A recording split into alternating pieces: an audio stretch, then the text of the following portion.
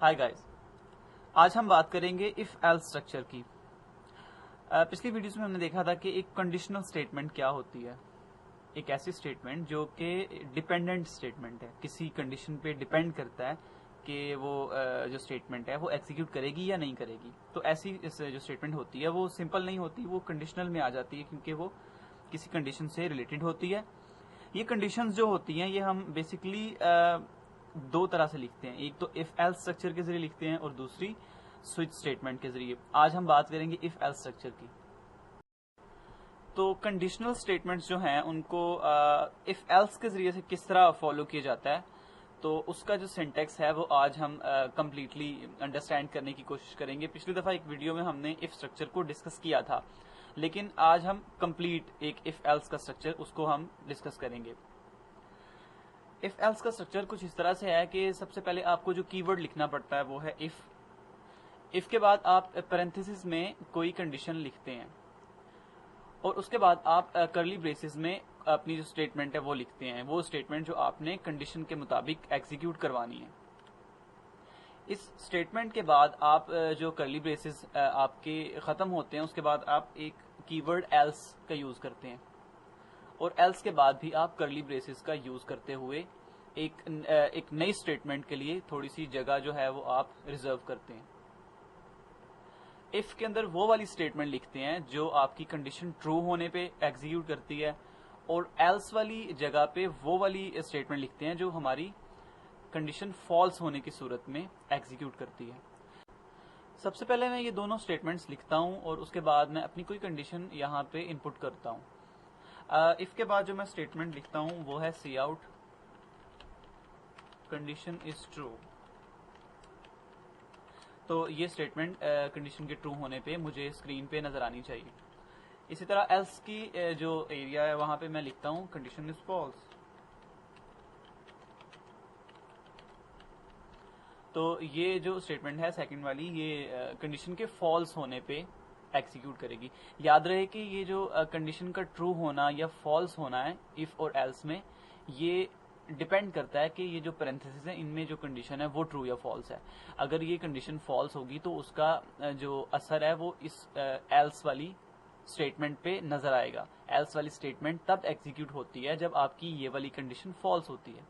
अगर आपकी condition true है तो ये इफ वाली जो स्टेटमेंट है ये एग्जीक्यूट करती है और यही कंडीशन डिसाइड करती है कि आपकी एल्स वाली स्टेटमेंट एग्जीक्यूट करेगी या नहीं करेगी। अब मैं अपनी एक कंडीशन को इनपुट करके देखता हूं। उसके लिए मैं एक इंटीजर टाइप का वेरिएबल एक्स डिक्लेयर करता हूं और इनिशियलाइज भी एक ही लाइन में करता हूं। ये एक दूसरा तरीका है, किसी भी वेरिएबल को हम डिक्लेयर करते टाइम हम उसको इनिशियलाइज भी कर सकते हैं किसी वैल्यूज। तो ये जो इंटीजर वेरिएबल है इसकी वैल्यू 5 है और मैं इसको कंडीशन में इस तरह से यूज कर सकता हूं कि इफ x इक्वल्स टू 5, जिसका मतलब ये है कि अगर x की वैल्यू 5 के इक्वल है तो ये कंडीशन ट्रू हो जाती है। तो ये ऑब्वियस है क्योंकि वाकई में x के अंदर हमने 5 असाइन किया है, तो ये जो कंडीशन है ये ट्रू है। तो अब फिलहाल प्रोग्राम को रन करने के बाद हम देख सकेंगे कि वाकई में ये वाली स्टेटमेंट एग्जीक्यूट करती है। प्रोग्राम को कंपाइल एंड रन करते हैं और हम देख सकते हैं कि condition is true, statement execute हुई है। अब हम इस कंडीशन को फॉल्स करके दोबारा से प्रोग्राम को रन करते हैं। अगर मैं इसको इनिशियलाइज करता हूं किसी दूसरी वैल्यू से जो कि 5 नहीं है, फॉर एग्जांपल 4, तो अब दोबारा जब उसको ये चेक करेगा तो x की वैल्यू 5 के इक्वल तो नहीं रही, फिलहाल x की वैल्यू 4 है। तो इस तरह ये कंडीशन फॉल्स हो जाएगी और मेरी एल्स वाली स्टेटमेंट एग्जीक्यूट होनी चाहिए। प्रोग्राम को अगेन रन करते हैं।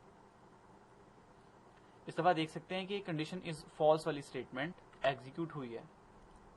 तो इस तरह से हमारी ये इफ एल्स का जो स्ट्रक्चर है इस तरह से काम करता है कि डिपेंड करता है कि आपकी कंडीशन ट्रू है या फॉल्स है। ट्रू है तो ये ऊपर वाली स्टेटमेंट, और अगर फॉल्स है तो ये नीचे वाली जो कि एल्स के एरिया में आ रही है ये वाली स्टेटमेंट, एक या एक से ज्यादा मल्टीपल स्टेटमेंट्स भी हो सकती हैं, वो एग्जीक्यूट करती हैं। इफ वाली जो स्टेटमेंट्स होती हैं वो इस ब्लॉक के अंदर अंदर होनी चाहिए। ये जो पहला कर्ली ब्रेसेस का ब्लॉक है यहाँ पे, और आपकी एल्स वाली जो स्टेटमेंट्स हैं वो आपकी दूसरे वाले कर्ली ब्रेसेस वाले ब्लॉक में होनी चाहिए। ट्रू होने पे आपका ये वाला ब्लॉक एग्जीक्यूट करता है और फॉल्स होने पे ये एल्स के नीचे वाला ब्लॉक एग्जीक्यूट करता है। एक और एग्जांपल से ये देखते हैं कि इफ एल्स स्ट्रक्चर को हम क्यों अपने प्रोग्राम्स में यूज करते हैं और इसका क्या फायदा होता है। उसके लिए मैं 2 इंटीजर वेरिएबल्स डिक्लेयर करता हूं, एज अली और दूसरा वेरिएबल उसका नाम है एज सारा। इन दोनों वेरिएबल्स को मैं कोई एज असाइन करता हूं, कोई वैल्यू असाइन करता हूं। एज अली इक्वल्स 18 और एज सारा को मैं वैल्यू असाइन करता हूं 19 की। अब इन दोनों वैल्यूज को अपनी कंडीशन में किस तरह से यूज किया जा सकता है और उससे किस तरह की स्टेटमेंट्स हमें आमतौर पे चाहिए होती हैं, उसको यहाँ पे अभी मैं क्लियर करता हूं। कंडीशन में कुछ इस तरह से लिखता हूं कि if age Ali is greater than age सारा,